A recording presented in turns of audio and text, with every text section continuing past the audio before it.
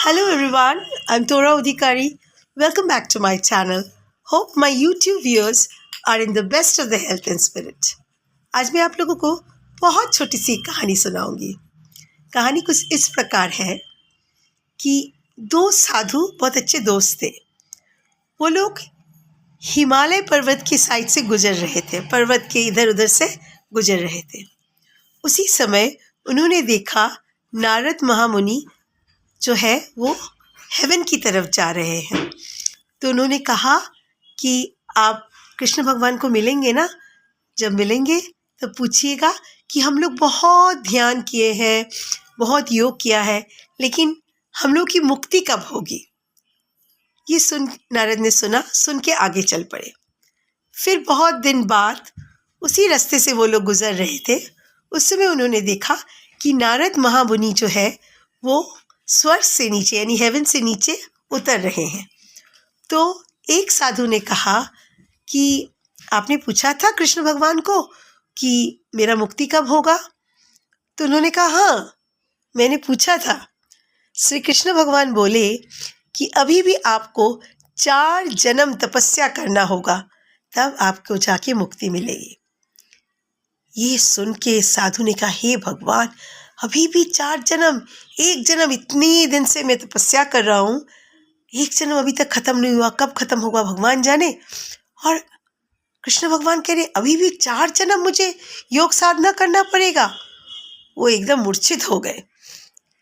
तो उनके फ्रेंड थे वो भी, और एक साधु थे। उन्होंने नारद मुनि से पूछा, आपने पूछा था मेरे बारे में कि कितने साल बाद या कितने दिनों बाद मुझे मुक्ति मिलेगी। तो उन्होंने उस पहाड़ी इलाका में बहुत कम पेड़ पौधे होते हैं, जो भी होते हैं पत्ते भी उतने नहीं रहते हैं, लेकिन एक पेड़ में काफ़ी पत्ता था। तो नारद ने क्या किया, उस पेड़ के उस पत्तों को दिखाकर कहा कि उस पेड़ में जितने पत्ते हैं उतना साल आपको योग करना पड़ेगा, तभी आपको मुक्ति लाभ होगा। ये सुनकर साधु इतने खुश हो गए, खुशी के मारे वो झूम उठे, नाचने लगे। लेकिन उस पेड़ में काफ़ी पत्ते थे, लेकिन इसके बावजूद उनको मुक्ति मिलेगा। वो कृष्ण भगवान के पास जाएंगे, उनके पैर में जाके बैठेंगे। ये सुन के वे बहुत खुश हो गए। खुशी के मारे वो साधु एकदम नाचने लगे। जब वो नाच रहे थे तब एक वाणी उन्हें सुनाई दिया। स्वयं श्री कृष्ण ने कहा, तुम आज ही मुक्त हो गए हो, तुम्हारी मुक्ति के लिए इतने साल लगेगा ही नहीं। इस कहानी का तात्पर्य क्या है, कोई भी चीज़ अगर हम लोग करें, हमारे अंदर पेशेंस होना चाहिए। हम लोग इम्पेशेंट हो जाए तो कोई भी काम नहीं होता। इसीलिए चाहे पढ़ाई हो, चाहे कोई काम हो, चाहे मुक्ति लाभ हो, चाहे योग ज्ञान हो, सबके लिए पेशेंस की बहुत ज़रूरत है।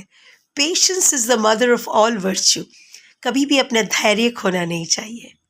आशा करती हूँ मेरी ये बहुत छोटी सी कहानी आप लोगों को अच्छी लगी होगी। अगर अच्छी लगी है तो प्लीज़ एक लाइक देना भूलिएगा मत, और जो सब्सक्राइब बटन है उसके बाजू में क्लिक बटन है, प्लीज़ उनको क्लिक करिएगा ताकि जब भी मैं नया वीडियो पोस्ट करूँ आप लोगों को मिल जाए। बहुत शीघ्र ही कुछ नया लेके आप लोगों के सामने फिर हाजिर होंगी।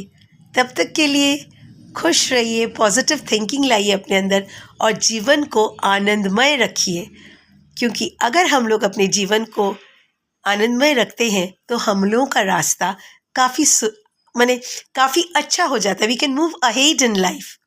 शारीरिक कष्ट, वेदना, दुख बहुत कुछ रहेगा, लेकिन इसके बावजूद मन को प्रसन्न रखने की कोशिश करिए। Hope to meet you very soon. Stay blessed and happy. Bye bye friends.